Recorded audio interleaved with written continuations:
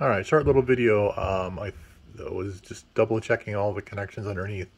Yeah, this is the Apex 80 radio, and I wanted to show you kind of what I changed for capacitors. There was these neat old high volt filter condensers.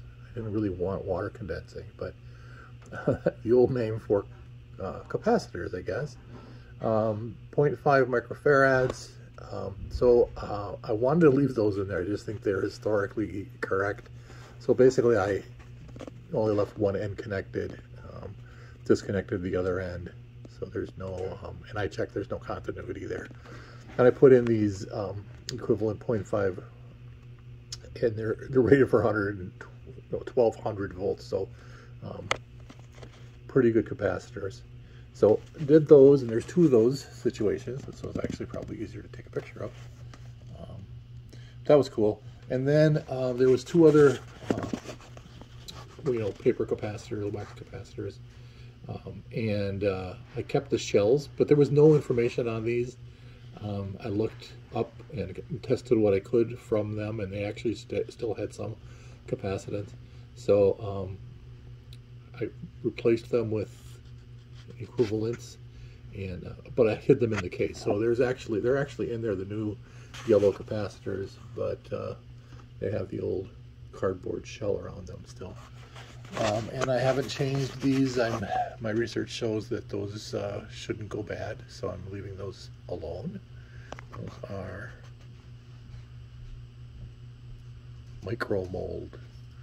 I think those are mica, if I'm not mistaken. So, and then there's one red one again in there that really looks, I think that's more of a resistor, but again, doesn't look like it's ever had any temperature problems or anything like that. So there isn't an awful lot down here, to be honest. The only thing that I'm really confused on, if anybody can help me out, is these things. There's 4 of these black adjusters, actually 5.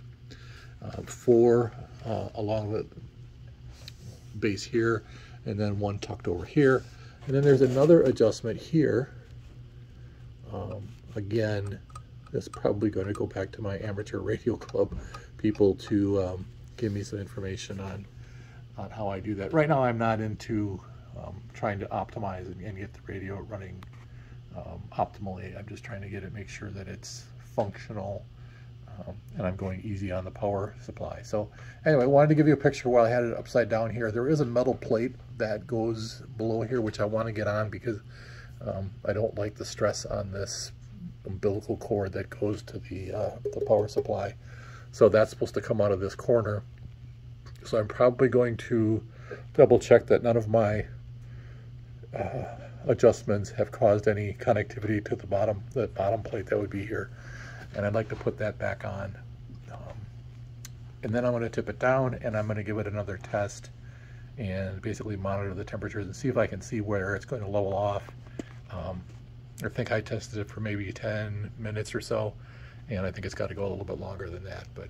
And of course the white tape can come off. That was just to keep them organized while they were off in bubble wrap. It just makes it easier. Some of these old tubes get hard to identify. The grid plates are different, and if you know what you're looking for, you can find them. But all the 26s now, now I'm getting better at recognizing which is which. Obviously that's different. So that's the 27 tube, and then those are the 26, and these are the 27As. So, or 17As, sorry, 71As. But anyway, that's what I did underneath. Any information you have, feel free to comment. Thanks.